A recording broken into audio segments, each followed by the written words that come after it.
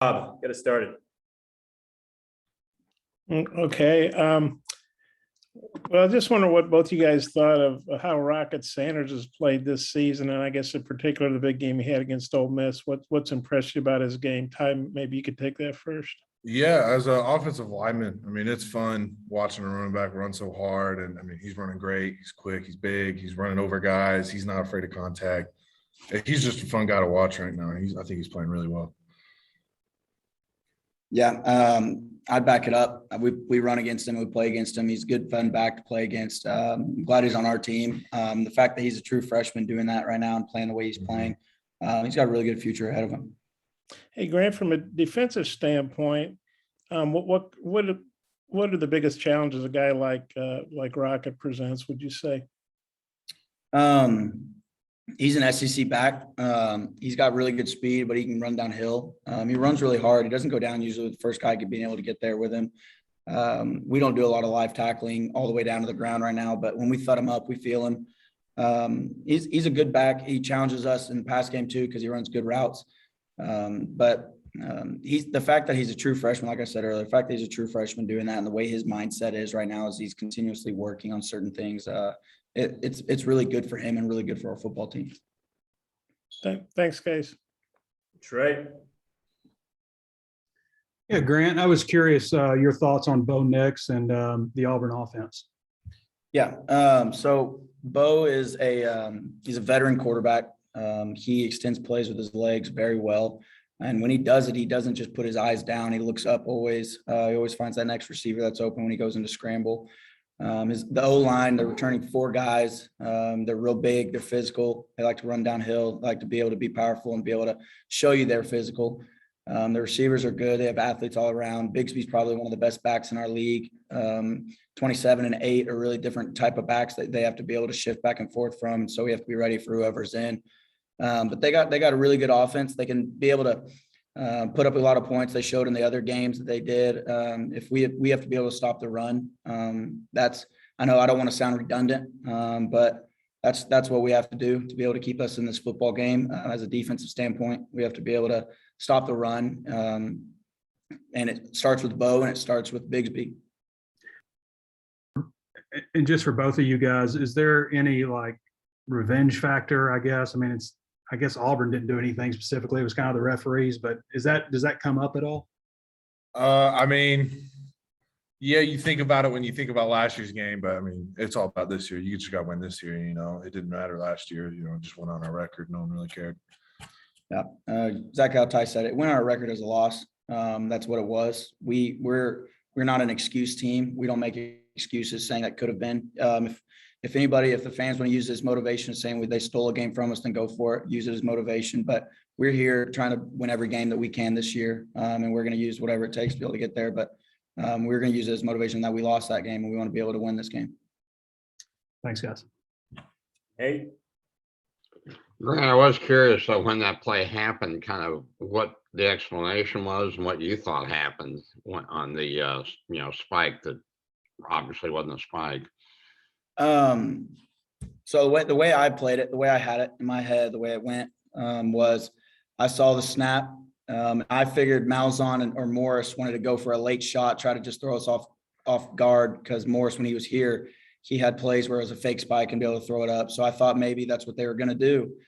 So I just went and I saw him fumble the snap. And so I just didn't stop and ran after him. Then when I saw him spike it backwards, and we all saw him spike it backwards, I was getting held by number 71 as I was going to the ball. So I figured that'd be a flag at least. And then I heard whistles blowing all over. So I start yelling at the refs, trying to say, hey, that's a fumble. And Joe is still going towards it. Joe never stopped towards it. They had a receiver that never stopped towards it. That thought it was a fumble. So my point of view, I thought it was a fumble. I thought it could have been turned the other way, but it didn't. So we can't go back and look at it. We can go back and say that's kind of my viewpoint of it, but it didn't change anything. Wish it would have, but it doesn't matter about this game. Also, as far as the defense coming off the game you have, just kind of what are your big corrections and just feeling of, was there any shaking confidence after the last game? Yeah, I think to be able to be a good defense in this league is you got to be able to go week to week and based on your matchups, you got to be able to do whatever it takes to win.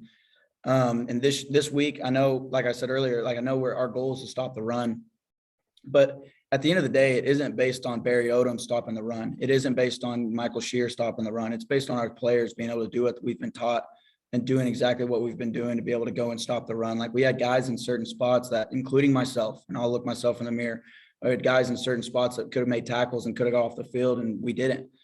So we got to be able to do that this week and got to be able to step up and make plays when our name's called. But at the end of the day, we got to be able to do our jobs, be able to stay in our gaps, and be able to be assignment sound, and just be able to go back to doing what's worked for us, and just being able to go and run and hit, and taking out everything else and just being able to play football the way it is. Thank you. Tom. Hey, this question is for the both of you. Sam Pittman's drumming up support, wanting the students out there and to be loud and all that.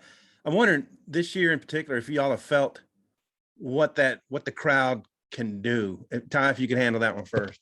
Yeah, I mean, the Texas game, which was sold out, in my recent memory, was probably the loudest that stadium has been since I've been here, definitely. And I think it affected the game. I mean, they were loud enough to affect their offense a little bit, and we definitely got energy off of it. I mean, we were loving playing out in that crowd, and we were having, it's just more fun when you have a crowd behind you like that. Yeah. I think so. I think Coach Pittman kind of amping up everybody and trying to rowdy everybody up. I think that shows you how good of a head coach that is. He's doing that for us. He's doing that for our players, trying to get us a good experience. But at the end of the day, like if that can cause problems for a different offense, I know it did for our offense. We went to Georgia, and it didn't matter if it was at 11 a.m. or if it was at 6 p.m. Crowd can make a difference, and I know our crowd will this weekend. And then for Ty, you've gone to right tackle now and look like you're going to be there again. Just how you felt about coming in there. Yeah, your right tackle was fun again. It was pregame, we knew I was going out there, so I was ready. Coach Kennedy's done a really good job of keeping me prepared for every position. Coach Pittman's, they do a great job of encouraging me and making sure I'm ready for each position and what I like and what I, kind of what I don't feel good about at the tackle spot. But I mean, I've felt pretty good at tackle. I'm just glad to be playing. Yeah, and then for the both of you, real quick, just KJ, was he next level last week? Was that the best KJ we've seen? Man, KJ was fun to watch. I think if we win that game, people on a national level take more notice of that performance. I mean, he played one heck of a game. I'd say this, he's my Heisman vote. I don't care what anyone else put. Like when you go neck and neck with one of the favorites of the Heisman voting and you're not ever mentioned in the top even 20 of Heisman voting, then I don't understand what it is. I think if we were a top 5 team right now and KJ had the exact same stats, he'd be a Heisman candidate. And like you said, is that the best KJ? I don't think it is. I don't. I think that's the KJ we know. I think that's the version of KJ I've always been preaching about, saying, look, KJ's matured. KJ's been so much better this season. I think KJ's done a really good job of understanding his role and doing exactly what he can to help this football team. And I think if you jump over 2 people from the 4-yard line to score a touchdown, you should be a Heisman candidate, if you ask me. Thanks. Hodge.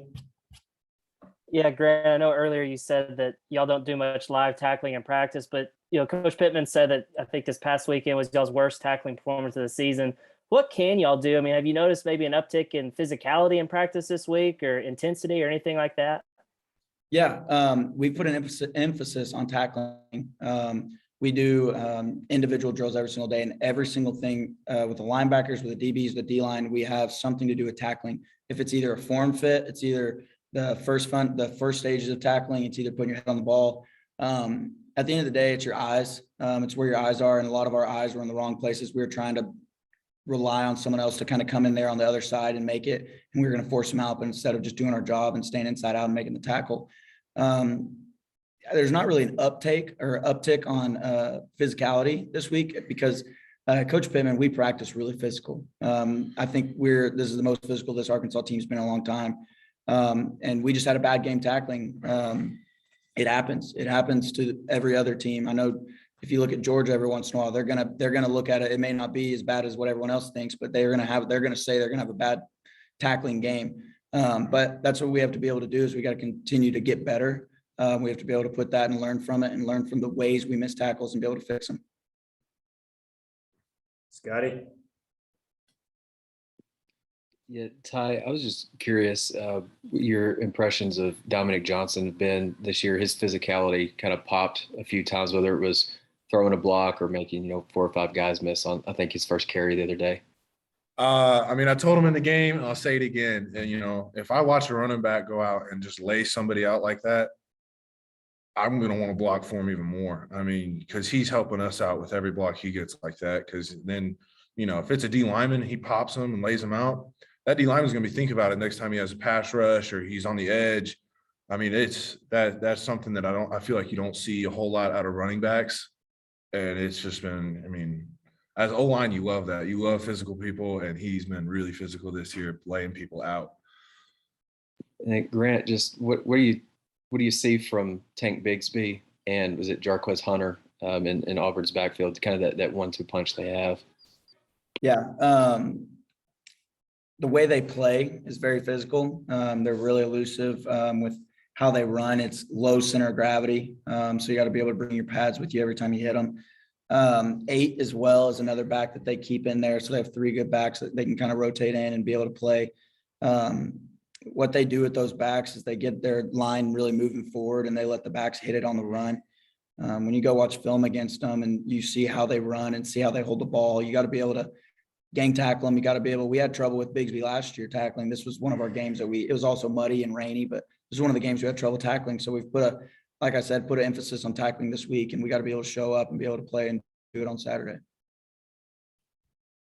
Bob, last questions? Okay, hey, if you guys want to unbutton your top button, I don't think anybody will mind. You don't look, you look a little uncomfortable, but hey, a lot of teams are going to lose at Georgia and Ole Miss. The national media still and coaches obviously think a lot of you guys because they still have you ranked. But how important is it to not let this losing streak get to 3 and protect the home field? I mean, you never want to lose, and it's our home field. You got to win.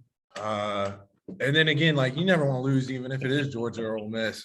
So, I mean, you just got to take every game one at a time. You want to win every single game. We let Ole Miss, and we lost to Georgia.